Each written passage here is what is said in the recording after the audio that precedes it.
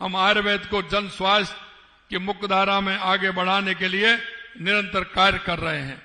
हमारी सरकार ने इस दिशा में राष्ट्रीय आयुर्वेद संस्थान को हर आवश्यक सहयोग प्रदान करती रहेगी। आइए आज हम सब संकल्प लें कि राष्ट्रीय आयुर्वेद संस्थान को अगले 25 वर्षों में वैश्विक आयुर्वेदिक शिक्षा केंद्र, उच्च स्तरीय अनुसंधान संस्थान और विश्व स्तरीय रोगी सेवा मॉडल के रूप में स्थापित किया जाए। मैं इस पावन अवसर पर राष्ट्रीय आयुर्वेद संस्थान के सभी आचार्यों, अधिकारियों, कर्मचारियों, शोधार्थियों, विद्यार्थियों, पूर्व छात्र, सहयोगियों को हार्दिक बधाई और मंगल कामनाएं देता हूं। और आपसे ये भी कहना चाहता हूं, अभी यहां के जमीन के बारे में हमारे केंद्रीय मंत्री जी ने जिक्र किया। क्योंकि जब हमारे केंद्रीय मंत्री जी इसकी चिंता कर रहे हैं तो इससे बड़ी बात हमें क्या हो सकती है। इसलिए मैं कहना चाहता हूं, हमारे शासन सचिव और हमारे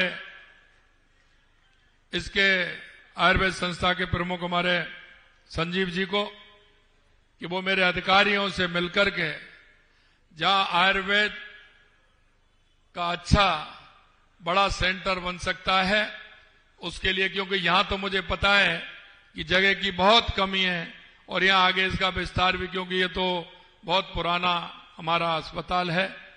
जहां भी जयपुर में आपको स्थान बढ़िया अच्छा लगे और वो उसमें यह महसूस भी हो कि आयुर्वेद संस्थान यहां अच्छे स्थान पर है, वहां आप मेरे अधिकारियों से मिलकर के आप स्थान देख लेना। हमारी सरकार निश्चित रूप से जगह की व्यवस्था करेगी।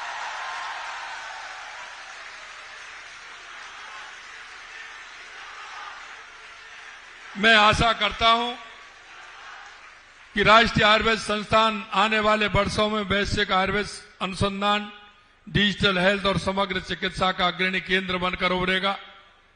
इस स्वर्णिम यात्रा के लिए संस्थान के सभी आचार्यगण, वैज्ञानिकों, विद्यार्थियों और कर्मयोगियों को हार्दिक शुभकामनाएं देता हूं। लेकिन अंत में मैं कुछ बात भी कहना चाहता हूं। मैं ये कहना चाहता हूं कि आरजीएचएस के माध्यम से हमने हमारे ऐसे जो रिटायरमेंट वाले हैं या हमारे कर्मचारी हैं, अधिकारी हैं, उनको कुछ व्यवस्थाएं दी हैं। हम चाहते हैं कि उनको ठीक प्रकार से स्वास्थ्य ठीक रहेगा तो हमारा संस्थान भी ठीक चलेगा। लेकिन कभी कभी मेरे को देखने में आता है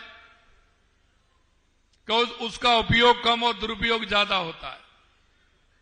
और मुझे कहने में कोई हिचक नहीं है। मैं मेरे उन संस्थान के माध्यम से उन सभी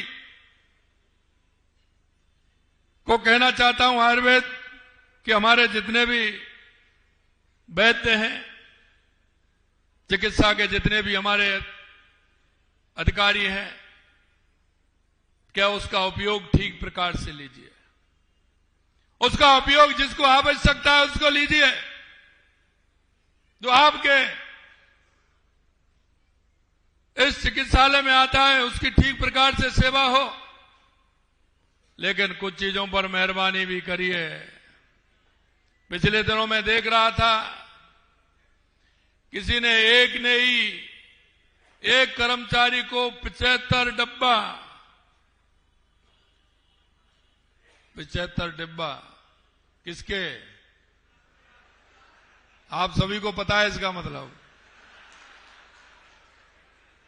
भाई 75 डिब्बा जब च्यवनप्राश के एक ही व्यक्ति को लिखेगा तो मैं इसको क्या मानूं। और आपसे भी कहना चाहता हूं, आप उसको क्या मानते हो। मैं आपसे एक ही बात कहना चाहता हूं, हमारी सरकार खुले दिल से पूरा काम करना चाहती है। लेकिन जब इस तरह की गड़बड़ियां होती हैं, पंचकर्म 25 साल और 30 साल का एक नौजवान पंचकर्म कराने के लिए जा रहा है और वो महीने में 4 बार। अरे भाई ऐसा तो मत करिए। मैं उन डॉक्टरों से भी कहना चाहता हूं, अगर उसको ही कराना है तो बताइए, क्योंकि वो नजदीक में कहीं सर्विस दे रहा होगा उसका पंचकर्म तो वैसे ही हो जाएगा। हमारे पश्चिमी राजस्थान में बहुत से ऐसे स्थान हैं जो आने जाने में ही पंचकर्म हो जाएगा उसका, उसको वहां लगा देते हैं। उसको पंचकर्म की आवश्यकता है। मेरे भाई और बहनों, मैं एक ही बात आपसे कहना चाहता हूं, आपकी हर समस्या का समाधान हमारी सरकार की गारंटी है, लेकिन जनता के कार्यों को देख करके उनके स्वास्थ्य की गारंटी आपकी होनी चाहिए।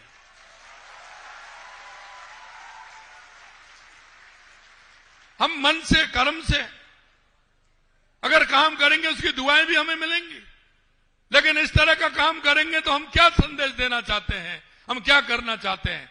और यह भी मैं कहना चाहता हूं, अब वो जमाना नहीं रहा जो पता नहीं लगे।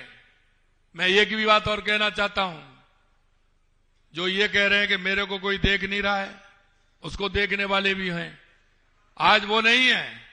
मैं हर जगह कहता हूं कि कैमरा लगा हुआ है, सभी जगह कैमरा लगा हुआ है, सभी को देख रहे हैं, सभी नजर में आ रहे हैं। आज मैं आपसे यही कहना चाहता हूं, मेरे भाइयों, हमें इस भारतवर्ष को आगे ले जाना है।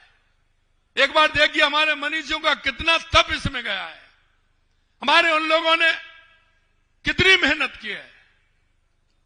हमारे ऋषि मुनि, महंत, संत सभी ने हमको रास्ता दिखाने का काम किया है। हमारे देश की आजादी में हमारे हजारों सालों की गुलामी,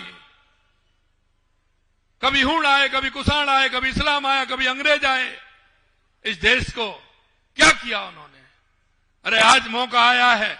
स्वामी विवेकानंद जी ने कहा था 1893 में कि 21वीं सदी भारत की होगी। मित्रों, मैं यही कहना चाहता हूं, उस नरेंद्र ने कहा था और ये नरेंद्र करके बता रहा है, ये आपके सामने है।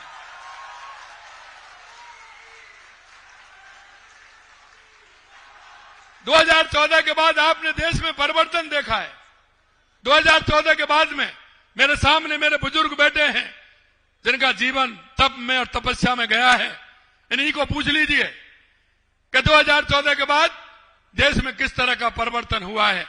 विशेषकर मैं मेरे युवा साथियों से कहना चाहता हूं, मित्रों, सपने देखिए लेकिन अपने कर्म के आधार पर देखिए कि मैं क्या कर रहा हूं, मेरा सपना कैसे पूरा होगा, वो मेरी मेहनत से होगा। और यही मैं आपसे कहना चाहता हूं कि हमारा देश आगे बढ़ रहा है। यह वो समय है कि आपने देखा कि 2014 से पहले भारत की अर्थव्यवस्था 11वें पायदान पर थी। आज हम 4थे स्थान पर आ गए। जल्दी से हमारी अर्थव्यवस्था जिस तरह से आगे बढ़ रही है, हम 3रे स्थान पर आने वाले हैं। आपने देखा जिसने 200 वर्षों तक हम पे हुकूमत की, वो अर्थव्यवस्था में हमसे पीछे है। जो अपने आप को अग्रणी मानता है, आज के समय में जापान, वो भी हमसे पीछे है। इसलिए मेरे युवा साथियों, मैं आपसे कहना चाहता हूं कि हमारा आयुर्वेद, ये हमारे ऋषि मुनियों, साधु संतों की देन है, ऐसे महान लोगों की देन है। इसमें हम कैसे शोध कर सकते हैं, इसको कैसे आगे बढ़ा सकते हैं, जन जन में इसका लाभ कैसे मिल सकता है। इसलिए मैं आपसे कहना चाहता हूं कि आप पूरी तरह से संकल्प के साथ काम करिए। हमारी सरकार पूरी तरह से आपके साथ है। आइए आज हम संकल्प लें कि आयुर्वेद को उसका वह स्थान दिलाएं जो उसे मिलना चाहिए। राष्ट्रीय आयुर्वेद संस्थान की स्वर्ण जयंती समारोह को मैं पुनः बधाई देते हुए मैं यहां उपस्थित सभी विद्वानों, वैद्यों, शिक्षकों, छात्रों और कर्मचारियों का आभार व्यक्त करता हूं। आप सबके समर्पण, कठिन परिश्रम से ही यह संस्थान आज इस मुकाम पर पहुंचा है। इसके लिए भी मैं आपको धन्यवाद देता हूं। और विशेष करके फिर मैं युवाओं से कहना चाहता हूं, आपने देखा था 5 साल पहले हमारे युवाओं की क्या स्थिति होती थी। पहले 5 साल में कांग्रेस के राज में होती कि नहीं होती? अब मैं आपसे कहना चाहता हूं 2 साल